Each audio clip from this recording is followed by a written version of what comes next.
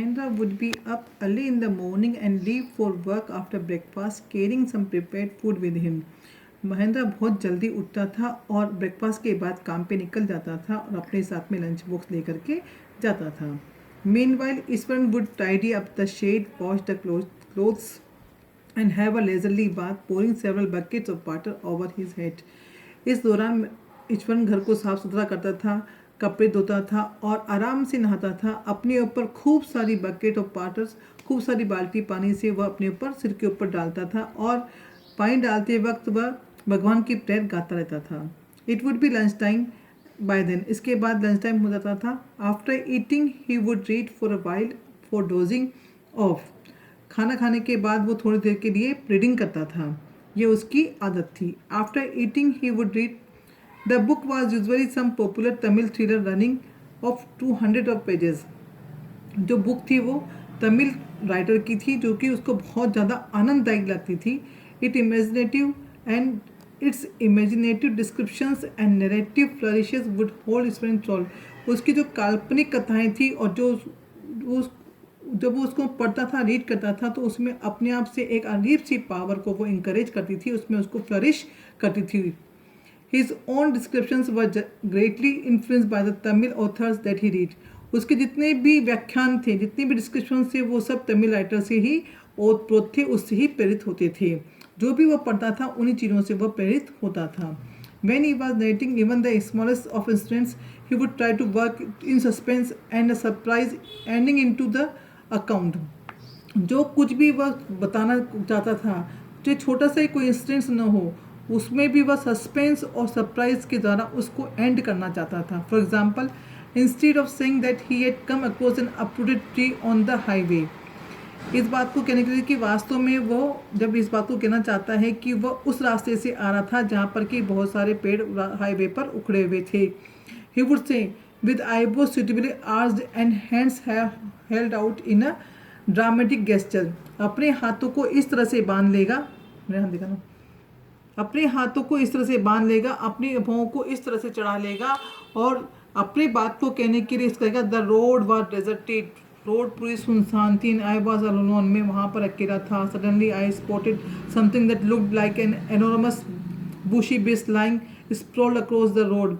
जब मैं वहाँ से निकल रहा था तो मैंने अचानक से किसी चीज़ को झाड़ू के पीछे से गुजरते हुए देखा और I was half incline to turn. मैं पूरा आधा ही मुड़ा था एंड गो बैक. में वापस से पीछे गया. But as I came closer, जैसे मैं इसके पास आया, I saw that it was a fallen tree. मैंने देखा कि वह गिरा हुआ पेड़ था. With dry branches spread out. उसकी सूखी हुई ब्रांचेज जो थी वो दूर दूर तक फैल रही थी. Mahendra would stretch himself back in his canvas chair. और अपने आप को अपने कैनवास चेयर पे अपनी पीठ को आराम देते हुए पीछे होता था. And listen to Iswaran tells uncritically. और ईश्वरन की टीचर जो कहानियाँ थी उनको बहुत बिना किसी क्रिटिक करे हुए, बिना उसकी आलोचना किए हुए उन सबको आराम से सुनता था. The place I come from is famous for timber. Iswaran would begin. There is a richly wooded forest all around. The logs are hauled onto the lorries by elephants. वो प्लेस जहाँ से मैं आया हूँ वो टिम्बर के लिए famous था. टिम्बर क्या होती है? लकड़ी होती है. Eswaran would begin. ईश्वरन कहना चालू हुआ. There is a richly wooded forest around. वहाँ पर बहुत सारा बहुत घना जंगल था. The logs are hold on to the lorries by elephants. यहाँ तक कि हाथी लॉग्स को, जो लट्ठे होते थे, उनको हाथी लॉरीज में रखते थे, ट्रक में डालते थे. They are huge well fed beasts. वो बहुत बड़े बड़े होते थे. When they turn, while even the most experienced महावत is not able to control them. जब वो जंगलीपन पे उतर जाए, कौन? हाथी. तो यहाँ तक कि महावत भी इनको कंट्रोल नहीं कर सकता. After this prologue, Iswaran would launch into an elaborate anecdote involving an elephant. इसके बाद ईश्वरन ने एक कहानी गढ़ी जिसमें कि उसने एलिफेंट को इन्वॉल्व किया और उसका विस्तार से बताना चालू कर दिया. One day a tusker escaped from the timber yard and began to roam about. एक दिन एक हाथी टिम्बर यार्ड से बचकर निकला और वहाँ पर घूमने लगा. Stamping on bushes. जोर जोर से बुशेस को बजाने लगा. अपने पैरों को उठा उठा के पटकने लगा. Tearing up wild creepers. यहाँ तक कि उसने जंगली जो बेलें थी उनको तोड़ दिया था, and breaking branches at will, और ब्रांचेस को तोड़ दिया था, पेड़ों की ब्रांचेस को तोड़ दिया था, और जो जंगली बेलें लगी हुई थी उन सबको उन्होंने तोड़ दिया था। You know sir how an elephant behaves when it goes mad. आप जानते हो सर जब हाथी पागल हो जाता है तो वह किस तरह का व्यवहार करता है। Iswaran would get so caught up in the excitement of his own story. Iswaran अपने स्टोरी को बताते हुए उसके जो एक्साइटमेंट था, जो उसका जो उत्साह था, उसमें पूरी तरह से वह खो चुका था। That he would get up from the floor and jump about, कि वो अपने फ्लोर पे जहाँ पर वो बैठा हुआ था वहाँ से उठा और जंप मारी।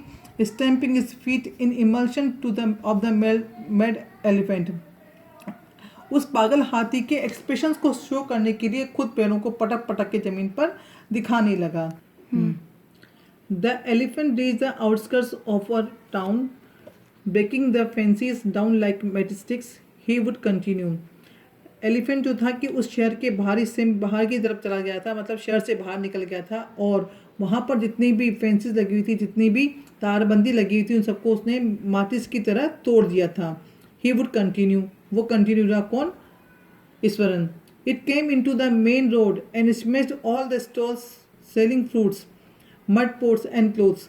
फिर वो रोड पे आया, उसने वहाँ पर जितनी भी दुकानें थी, स्टॉल लगी हुई थी फ्रूट बेचने वालों की, सारी दुकानें तोड़ दी, पोट्स तोड़ दिए, मिट्टी के घड़े जितने भी थे वो सारे तोड़ दिए, और सारे कपड़े फाड़ दिए। People run helter skelter in panic, लोग हड़बड़ में इधर उधर भागने लगे। The elephant now entered school ground where children were playing. उसके बाद एलिफेंट एक स्कूल ग्राउंड में घुस गया जहाँ पर कि बच्चे खेल रहे थे।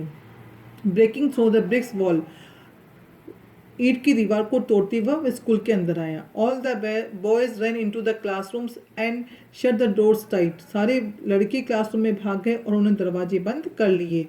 द बिस ग्रंटेड एंड वेंटेड अबाउट, जो बिस था वहीं पर जोर जोर से घूमता रहा और वहीं पर रोमिंग करता रहा। Pulling out the football goal post, उसने वहाँ पर जो फुटबॉल का जो एरिया था जहाँ पर फुटबॉल का गोल पोस्ट लगा हुआ था उसको भी उसने निकाल करके बाहर फेंक दिया था। Tearing down the volleyball net, volleyball की नेट भी उसने फाड़ दी थी। Kicking and flattering the drum cap the for water, जो पानी भरने के लिए जो ड्रम रखे थे उनको भी धक्का मार मार के पैरों से उसने लुढ़का लुढ़का के उनको भी तोड़ फोड़ दिया था। एंड अपरूटिंग द शब्स, जितनी भी झाड़ियाँ थी सबको उसने निकाल के बाहर फेंक दिया था। Meanwhile all the teachers had climbed up to the terrace of the school building, from there they helplessly watch the depredations of the elephant. इसी दौरान स्कूल के सारे टीचर्स स्कूल की छत पर चले गए थे जहाँ से कि वो असहाय होकर के जो एलिफेंट आतंक मचा रहा था, जिस तरह का डिस्ट्रक्शन, जो विनाश कर रहा था, उसको वो चुपचाप वहाँ से देख रहे थे। There was not a soul below on the ground, अब ग्राउंड में कोई भी नहीं बचा था। द स्ट्रीट्स वर एम्प्टी, गलियाँ खाली हो चुकी थी। As if the inhabitants of the entire town had suddenly disappeared, ऐसा लग रहा था कि पूरा ही गाँव अचानक से खाली हो गया हो। Studying in the junior class at the time and was watching the whole drama from the rooftop, उस समय में बहुत छोटी क्लास में पढ़ा था और ये मैं सारा ड्रामा छत पर से देख रहा था। I don't know what came over me suddenly, मुझे जानता कि अचानक मुझे क्या हुआ। I grabbed the cane from the hands of one of the teachers and run down the stairs and into the open, मैंने एक टीचर के हाथ से गन्ना लिया और hands off and run down the stairs, और सीढ़ी से उतर के नीचे आ गया इनटू द ओपन, खुले मैदान में। The elephants grunted and menacingly swung a force, और मैंने अपनी भौंक दी।